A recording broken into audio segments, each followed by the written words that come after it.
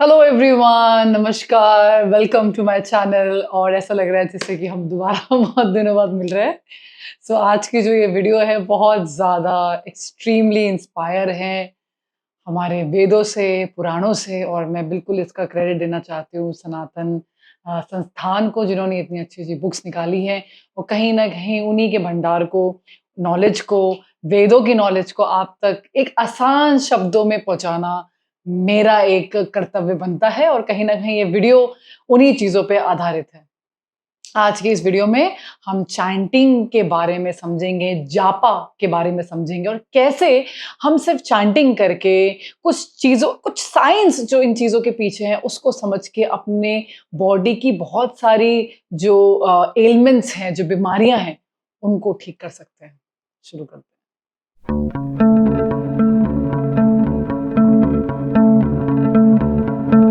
हिंदू धर्म के अंदर जितनी भी हम जापा करते हैं या चैंटिंग करते हैं, बहुत सारी चीज़ों पे बेस्ड हो सकता है। जैसे कि पंच महाभूतम पे, चाहे वो पृथ्वी हो, जल हो, अग्नि हो, वायु हो या आकाश हो। आपके 3 दोषों में भी इसको चैंट किया जा सकता है, चाहे वात हो, कफ हो, पित्त हो। डीटी या प्रभु या देवताओं के नाम से चैंटिंग की जाती है। मंत्रों के नाम से चैंटिंग की जाती है। अंक जैसे कि एकम, द्वि, हिंदी में जो आप काउंटिंग करते हैं ना 1 2 3, उसके नाम पे उसको अंक जापा भी बोलते हैं। उस पे चैंटिंग की जाती है।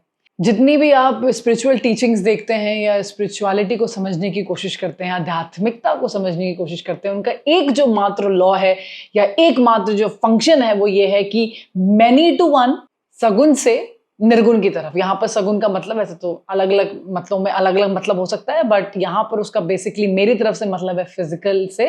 और निर्गुण मतलब सटल, मतलब सूक्ष्म। मतलब हम जब यहाँ तक है हमें फील होता है कि मैं हूँ, मैं हूँ, मैं हूँ। और उसके बाद कि मेरे अंदर भी कुछ ऐसा है जो बहुत सूक्ष्म है, जो पूरे शरीर को चलाता है। और शायद मैं ये दिमाग, ये माइंड और ये शरीर नहीं हूँ। बेसिकली यही एक बेसिक रूल और लॉज और प्रिंसिपल होते हैं स्पिरिचुअलिटी के, जो एंड में हमें इसी की तरफ लेके जाते हैं। चलिए बात करते हैं जापा की। जापा को इंग्लिश में चैंटिंग भी बोलते हैं।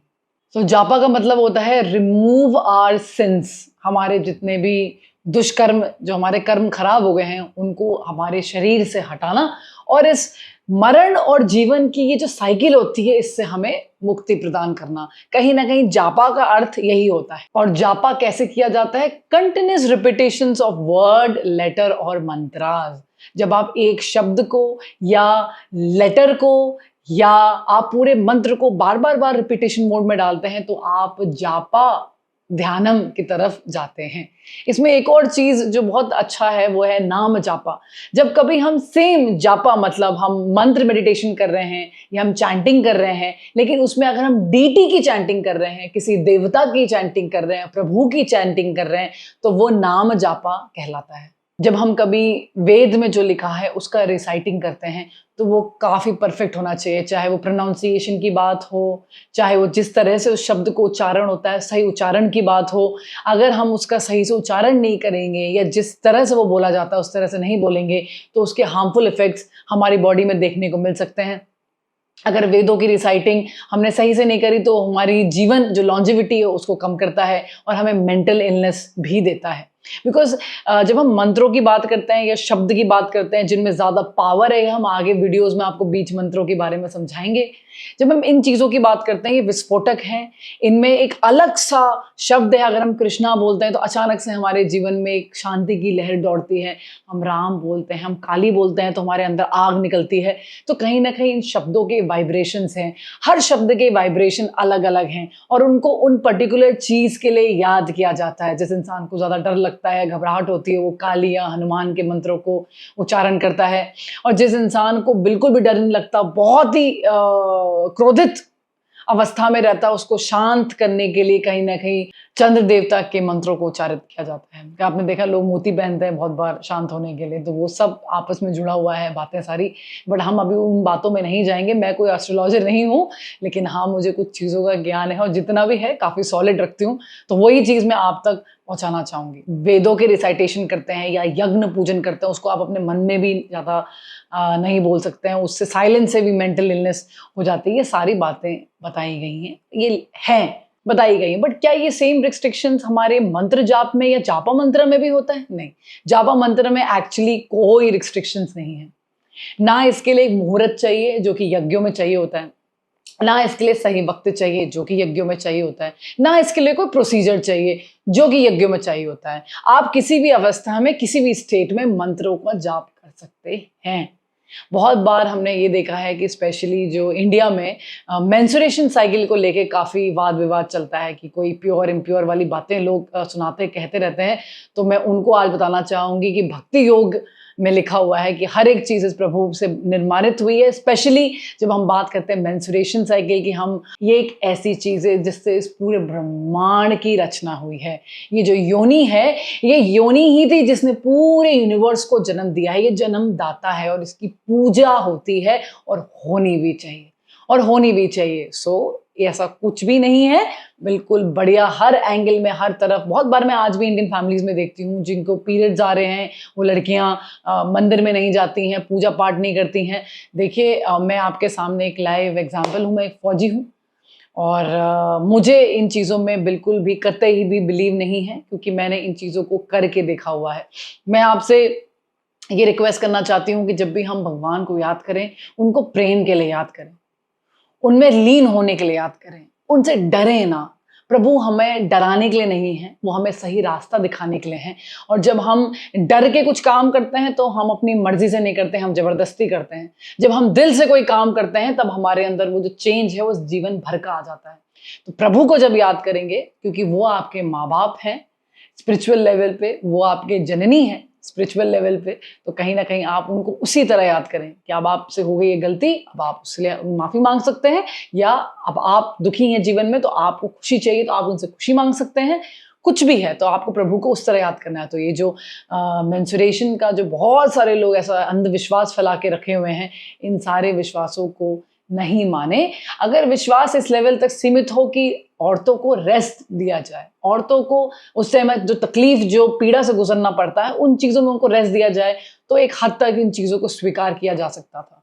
लेकिन कहीं इसको पाप और छूत अछूत में जब इन्होंने कन्वर्ट कर दिया, जो इंसान की बुद्धि है वो बड़ी कपटी है, और जहां उसने उस लेवल पे उसको कर दिया, एक पवित्र चीज़ जो इस दुनिया का निर्माण करती है उसको छूत अछूत में कन्वर्ट कर दिया, तो वहाँ उन चीज़ों पे बिल्कुल विश्वास ना करें। अपना ये जो यहाँ भगवान ने इंटेलेक्ट दिया है ना, जिसमें गणेश विराजते हैं, उन चीज़ों पे ज़्यादा भरोसा करेंगे और इन चीज़ों पे बिल्कुल नहीं। तो ऐसे कोई रिस्ट्रिक्शन नहीं है कि आप पीरियड्स में हैं, मेंस्ट्रुएशन में हैं तो आप जाप नहीं कर सकती, ये नहीं कर सकती। ना इन चीज़ों को माने, ना इन चीज़ों में घुसने की कोशिश करें। अगर आपके पेरेंट्स रूढ़िवादी हैं या आपकी सोसाइटी में ऑर्थोडॉक्सिटी बहुत ज़्यादा है, तो पहले तो आप खुद ऐसा ना बने, और आपकी जो आगे वाली यानी जनरेशन है उनको ये बातें सिखाने और बताने की कृपा करके ज़रूरत नहीं है। जो अच्छी चीज़ें वो बताएं, जो अच्छी चीज़ें वो सिखाएं, और इन चीज़ों को अवॉइड करें। जैसे कि मैंने आपको स्टार्टिंग में बताया था, और इसमें डरने वाली बात नहीं है, इसमें आप सतर्क रहें कि जो वैदिक रिसाइटेशंस होती हैं, जो वेद आप बोलते हैं, बोल बोल के पढ़ते हैं, उनको मन में भी नहीं पढ़ा जाता है, बोल बोल के पढ़ते हैं जो चीज़ें, वो इसमें लागू नहीं होता। मंत्रों को आप मन में पढ़ सकते हैं, बोल बोल के पढ़ सकते हैं, जैसे चाहे वैसे पढ़ सकते हैं। प्रोनाउंसिएशन का भी कोई पंगा नहीं है इसमें कि गलत बोल देंगे तो कुछ गलत हो जाएगा। मैं आपको एक कहानी सुनाती हूँ इस चीज़ की। डकैत वाले ने राम का जो नाम है वो उल्टा बोला, रामा को आमर बोला, आमर बोला बार बार। तो राम राम राम राम राम राम बोला, आमर मार मार मार मार मार मार मार राम राम, वो ऑटोमेटिकली राम राम में कन्वर्ट हो जाता है। तो वो कह रहे थे उन्होंने उनका नाम ही उल्टा बोल दिया, लेकिन तब भी प्रभु प्रसन्न हुए और उन्होंने अपनी ब्लेसिंग्स उन पे शावर करी, और आगे चल के ये डकैत जो थे ये ऋषि वाल्मीकि कहलाते हैं। और हम सबको पता है कि वाल्मीकि जी ने कितनी बढ़िया बढ़िया इपिक के ये ग्रेट कंपोजर रहे हुए हैं वाल्मीकि जी। सो ये मंत्र जाप आप कभी भी, कैसे भी, किसी भी तरह, जब मन हो, कुछ और काम भी करे, जैसे बच्चों को नहला रहे हैं उस समय आप मंत्र जाप कर सकते हैं, है ना। आप लेट्स से आप कोई काम कर रहे हैं अपने ऑफिस में और आपने बोल दिया, आपने बस राम का नाम ही बोल दिया, या आपने कृष्ण का मंत्र या ओम नमः शिवाय भी कर दिया, क्योंकि ये भी एक मंत्र का पार्ट बनता है। आप कभी भी किसी और को काम करते-करते भी मंत्रों का जाप कर सकते हैं। इसमें कोई ऐसा फ़र्क नहीं पड़ता, कोई नेगेटिव इम्पैक्ट नहीं है। बस याद रखिए, अगर आप वैदिक रिसाइटेशन कर रहे हैं, एक प्रॉपर जैसे यज्ञ हो रहा है घर में, या कोई पूजा-पाठ है प्रॉपर जिसमें पूरी पूजा-पाठ है, तो आपको रिसाइटेशन मतलब शब्दों का प्रोनाउंसिएशन किस तरह उसको बोला जाएगा, सही मुहूर्त, सही काल, सही वक़्त और सही जगह के हिसाब से आपको करना होता है। देखिए, चैंटिंग बहुत ईज़ी है, ना ही इसमें मेडिटेशन की तरह सीधे ऐसे कमर करके बैठना होता है, ना ही इसमें कोई ऐसा है कि भई इतने बार ही चैंटिंग करनी है, उतने बार ही चैंटिंग करनी है, ऐसा भी कुछ नहीं है। जब तक आपको मन लगे तब तक आप कर सकते हैं। और चैंटिंग हो रही है सिंस टाइम इम्मेमोरियल, जब से आप, पता नहीं आपके कितने जन्म पहले, जब से आप जीवन में आए हैं, या जब से जो सबसे पुराना प्राणी भी इस दुनिया में आएगा, और सबको पता है कि चैंटिंग होती है। मतलब इतनी पुरानी है ये चीज़, इतनी पौराणिक है, और कैसे ये चीज़ें खत्म होती जा रही है मुझे समझ में नहीं आता, और ये कितना आसान है। आपको मैंने एक प्लेलिस्ट बनाया है, माइंडफुलनेस मेडिटेशन का एक प्लेलिस्ट बनाया है।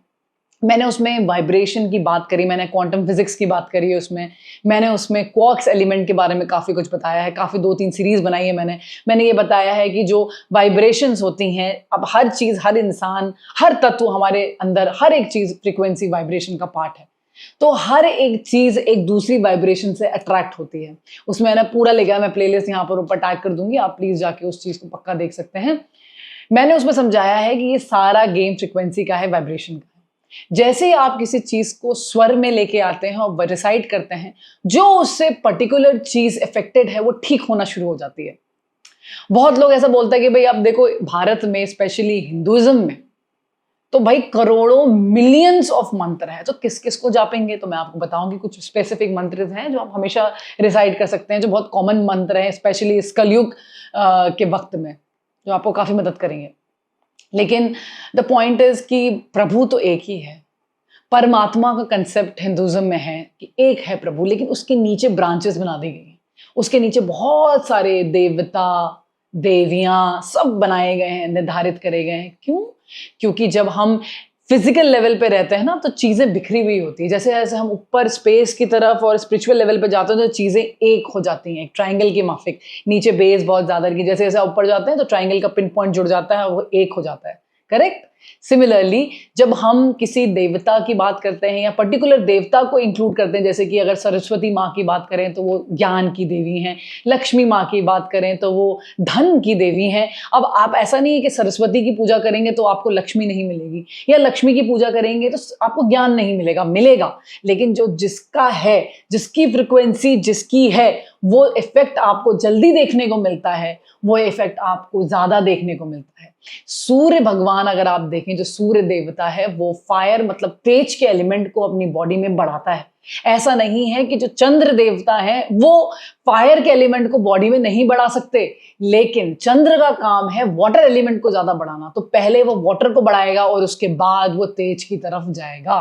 तो लेकिन अगर आपको स्पेसिफिक प्रॉब्लम है और स्पेसिफिक आप निवारण चाहते हैं, जैसे कि हनुमान का उच्चारण जनरली डर को खत्म करने के लिए और जीवन में शक्ति को लाने के लिए किया जाता है, और शिव का जो उच्चारण है जनरली दिमाग को शांत करने के लिए किया जाता है। ऐसा नहीं है कि आप काली का उच्चारण करेंगे तो आपका दिमाग शांत नहीं होगा, लेकिन पहले आपको डर से मुक्ति मिलेगी और उसके बाद जाके आपका मेन निवारण होगा। तो जो जिस चीज की गोली है, पहले उसको लिया जाए, उसके बाद वहां तक, परमात्मा तक पहुंचने की प्रयास किया जाए। तो जब हम चैंटिंग करते हैं, चाहे वो लेटर की हो या वर्ड की हो या सेंटेंस की हो, जिसको मंत्र भी बोलते हैं, किसी भी चीज़ की हो, उसमें मैंने आपको बता दिया कि ज़्यादा कुछ प्रॉब्लम नहीं है, ना ही शब्दों में, ना ही प्रोनाउंसिएशन में, बट क्या चीज़ है जो चाहिए ही चाहिए। और अगर वो चीज़ नहीं होगी आपके मंत्र जापों में, तो आपको उसका फ़र्क ज़्यादा देखने को नहीं मिलेगा। और नंबर 1 एलिमेंट है, 3 एलिमेंट्स हैं वैसे तो, लेकिन नंबर 1 एलिमेंट है भाव। आपका भाव को बोलते हैं स्पिरिचुअल इमोशन। आपका स्पिरिचुअल इमोशन कैसा है? अगर मैं काली को याद करती हूँ या मैं कृष्ण को याद करती हूँ, तो मेरे अंदर एक भाव उत्पन्न होता है जिसमें शायद मेरी आंखें गीली हो जाती हैं। मुझे ऐसा लगता है कि जैसे कि मेरे मुलाकात हो गई और फिर इतना ज़्यादा पीस उमड़ के आता है कि आँखों के रास्ते वो बह जाता है। वो भाव चाहिए। दूसरा है फेथ। अगर आपको भरोसा ही नहीं है कि ये चीज़ें आपके लिए काम कर सकती हैं, तो वो कभी काम नहीं करेंगी। अगर किसी चीज को ट्राई भी करना होता है ना जीवन में, ट्राई, जस्ट ट्राई, बिकॉज हर चीज को मान लेना कि ये ठीक है, वो गलत है। हमेशा हर चीज को पहले इस्तेमाल करें फिर विश्वास करें, लेकिन इस्तेमाल भी 100% करना पड़ेगा।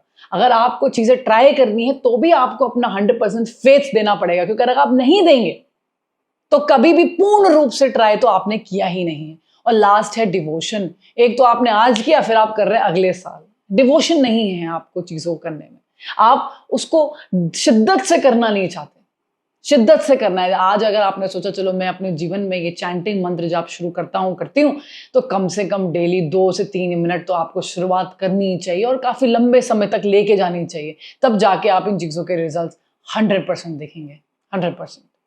जब भी शरीर में कोई बीमारी होती है, जब भी किसी ऑर्गन की कोई बीमारी होती है, जैसे कि कभी दिल की बीमारी हो रही है, आजकल देखिए हार्ट अटैक कितने ज़्यादा चल रहे हैं, किसी भी बात के बिना भी हार्ट अटैक हो जा रहा है, तो याद रखेंगे किसी की फिटनेस हम किसी के शरीर को देख के नहीं जज कर सकते हैं। मैंने आए बहुत बार, हज़ारों बार ये समझाने की कोशिश करी है कि जो एक फिटनेस है, जो ओवरऑल फिटनेस होती है, वो फिज़िकल, मेंटल, स्पिरिचुअल होती है और 80% बीमारियाँ स्पिरिचुअल प्रॉब्लम से होती है, जिसको शायद आप जानते भी नहीं हैं, सूक्ष्म।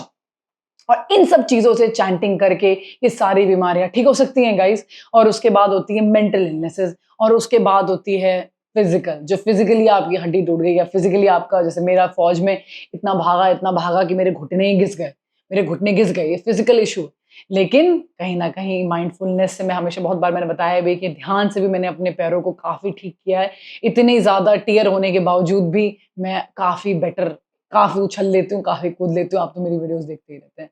कभी-कभी मुझे परेशानी होती है, बट वो परेशानियाँ भी 2-3 दिन से ज़्यादा टिकती नहीं है शरीर के अंदर, क्योंकि मुझे ये सारी चीज़ें पता हैं और कहीं न कहीं मैं तीनों चीज़ों को यूज़ करती हूँ। मैं अफ़र्मेशंस भी करती हूँ ताकि मेरा मेंटल हेल्थ ठीक रहे, मेडिटेशन करती हूँ, मेंटल हेल्थ ठीक रहे, और मेडिटेशन के दौरान मैं स्पिरिचुअली अपने बॉडी को हील करने की बहुत कोशिश करती हूँ, और फिज़िकली मैं ट्रीटमेंट्स भी लेती हूँ, दवाइयाँ भी खाती हूँ। तो कब सब कुछ मतलब साथ में जब चलता है तो जीवन काफ़ी अच्छा हो जाता है। अगर हम बात करें कि अगर कोई ऑर्गन आपका डैमेज हो रहा है, जैसे से आपका किडनी डैमेज हो रही है, लिवर आपका खराब हो रहा है, तो जब वो ऑर्गन खराब होता है तो उसके आसपास का जो वाइब्रेशन होता है वो काफी नेगेटिव होता है। मैं आगे समझाऊंगी क्या है। जब हम किसी डीटी या किसी प्रभु को या किसी मंत्र को उच्चारित करते हैं, वो पर्टिकुलर मंत्र जो होता है, वो पर्टिकुलर वाइब्रेशन, इस इनकी एनर्जी की जो हर एनर्जी वाइब्रेशन ही तो है, वो उसको कैंसिल आउट करती है और बैलेंस कर देती है। और जो सीड नेगेटिव एनर्जी ने बैठी थी ऑर्गन पे, अब वो पॉजिटिव एनर्जी बैठ जाती है उसके ऊपर। This is how it works. It's all about one emotions, one energy, and this about another energy, and how this energy attacking on another energy and it's taking over. Most of the time हमारे life में हमारी positive energy के ऊपर negative energy हमेशा बैठी होती है, क्योंकि हमें पता ही नहीं है उसको हटाना कैसे है। अब हमें पता ही नहीं होगा कि एक केमिकल को दूसरे केमिकल से अलग कैसे करना है, तो वो हमेशा ही एक केमिकल दूसरे में मिक्स ही रहेगा।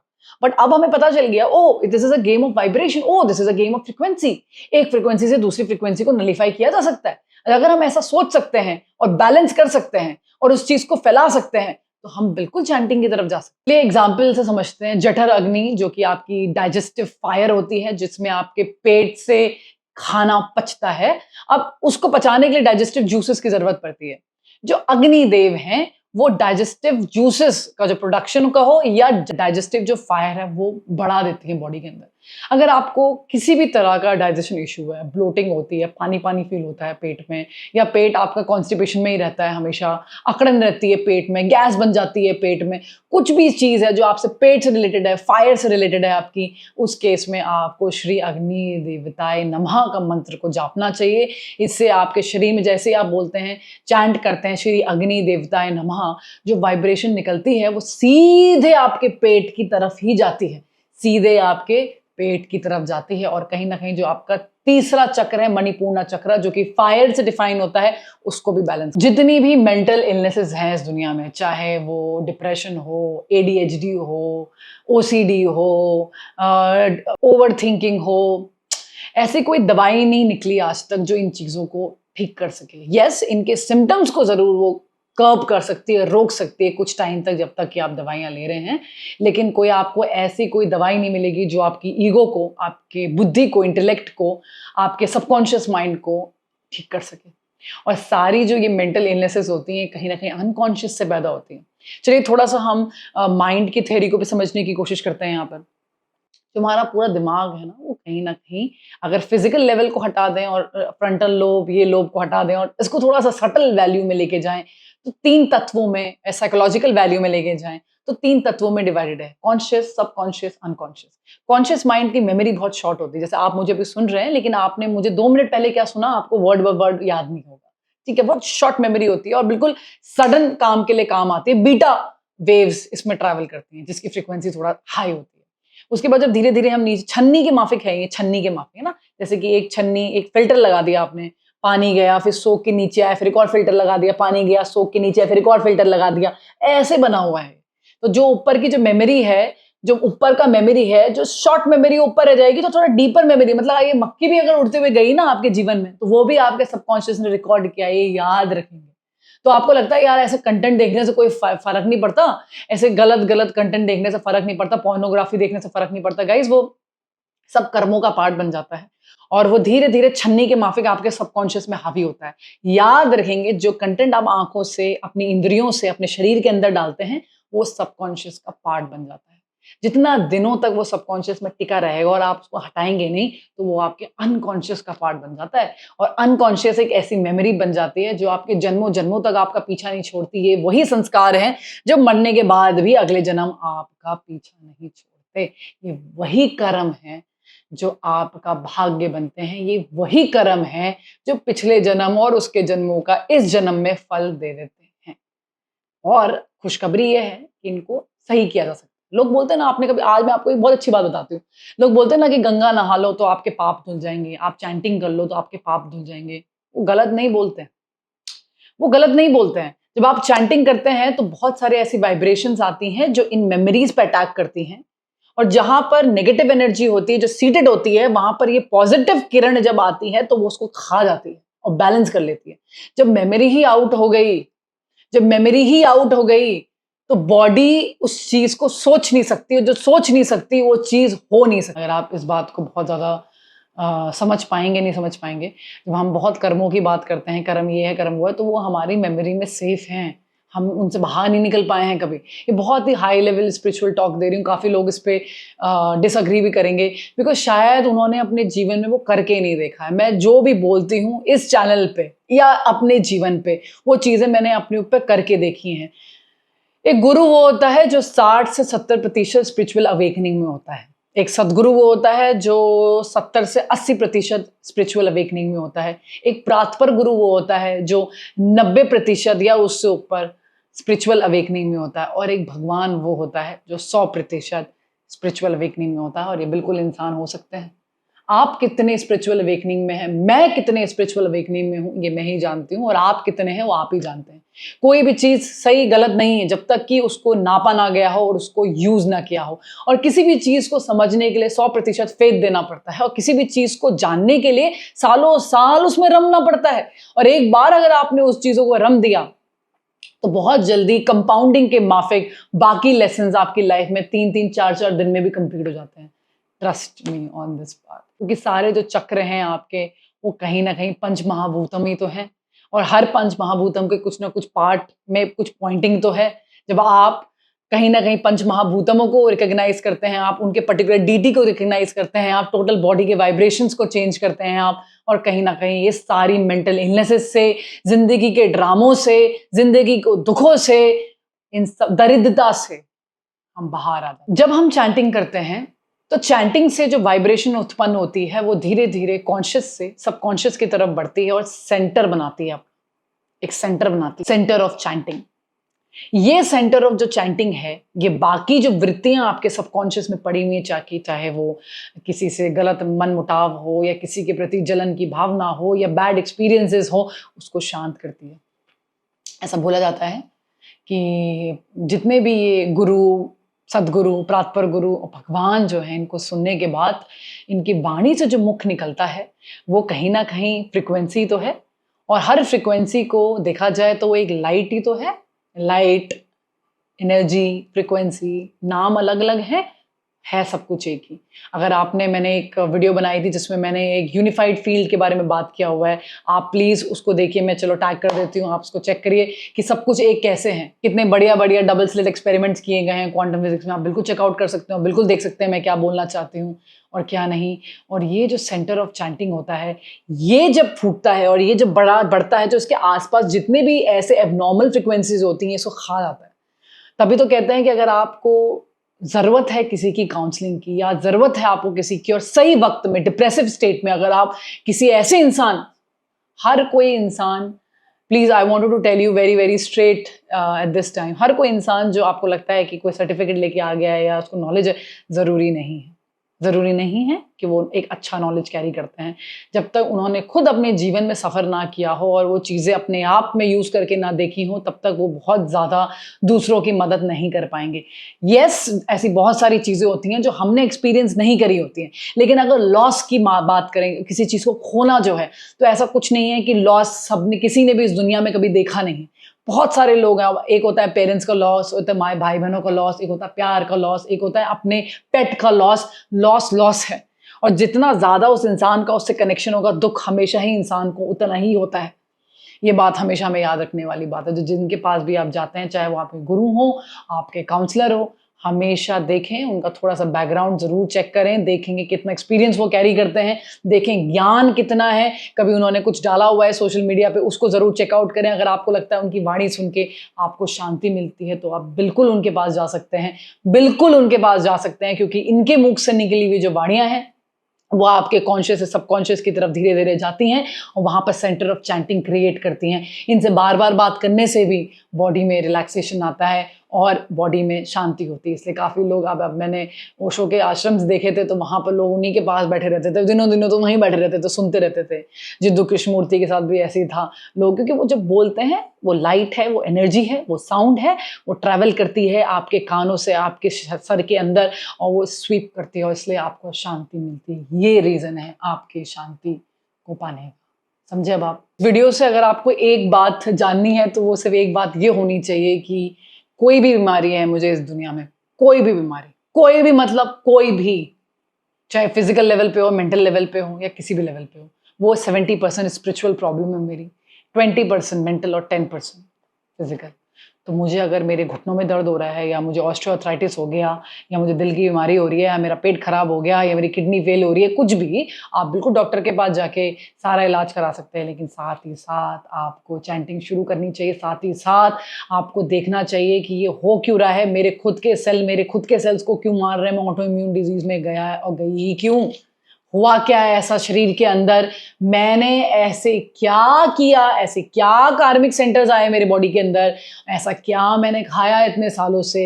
ऐसा क्या सोचा मैंने इतने सालों से कि मेरी बॉडी खुद ऑटो इम्यून लेवल पे चलिए शुरू करते हैं गणेश प्रभु से। गणेश के लिए श्री गणेशाय नमः का मंत्र आप जाप सकते हैं। ये जो मंत्र है, ये आपके इंटेलेक्ट, आपकी बुद्धि को बढ़ाता है, बुद्धिदानी है वो। तो अगर आपको भूलने की बीमारियाँ होती हैं, आपको कहीं न कहीं आप चीज़ें रख के भूल जाते हैं, आप मेमोरी लॉस कर रहे हैं धीरे-धीरे, या आप चाहते हैं कि आपका आईक्यू थोड़ा बढ़े, या आपको पढ़ाई करते हैं समझ में नहीं आता है, तो कहीं न कहीं आपको श्री गणेशाय नमः का चैंट बिल्कुल करना चाहिए। याद रखेंगे, भाव, फेथ एंड डिवोशन के साथ करेंगे, तो चीज़ें आपको ज़रूर मिलेंगी। मुझे तो देखिए, मैंने तो काली का मंत्र, जब मैं फ़ियर में होती हूँ ना, डर आता है जब मेरे शरीर में, मुझे सिर्फ़, मेरे को दिमाग में कुछ नहीं होता कि क्या, मेरे को सिर्फ़ और सिर्फ़ मैं काली के मंत्र के चैंट में चली जाती हूँ। जब मुझे ज़्यादा चाहिए होता है नॉलेज, तो मैं कहीं न कहीं सरस्वती माँ के मंत्रों में जाती हूँ, और जो जुपिटर एज़ अ प्लैनेट जो है हमारा, वो कहीं न कहीं ये ज्ञान देने वाला प्लैनेट है, तो उनके मैं शरण में जाती हूँ। इन लोगों से मुझे इतना ज़्यादा फ़र्क पड़ता है ना अपने जीवन में, मैं आपको बता भी नहीं सकती, शायद शब्दों में बयान नहीं कर पाऊँगी, लेकिन शायद आज जो वीडियो में आपको मैं काफ़ी एक अच्छा नॉलेज देने की उसमें हूँ, तो आप इसको ग्रहण कीजिए और अपने जीवन में लागू करिए और देखिए, परख देखिए, लॉक करिए। मैंने जब कोई चीज़ें समझने की कोशिश करी, मैंने उनको लिखना शुरू किया कि आज मैंने चैंटिंग करी, आज मुझे ऐसा लगा, कल मैंने चैंटिंग करी, मुझे ऐसा लगा। लॉक करिए, क्योंकि आपको याद तो रहेगा नहीं, कॉन्शियस मेमोरी तो बहुत शॉर्ट टर्म होती है ना, और कितना ही आप याद कर लोगे, कितनी लॉन्ग टर्म आप जा सकते हो। लेकिन जब आप लिखते हैं, तो आपको रियलिटी टक, टक, टक, टक, टक, टक दिखती है। नहीं?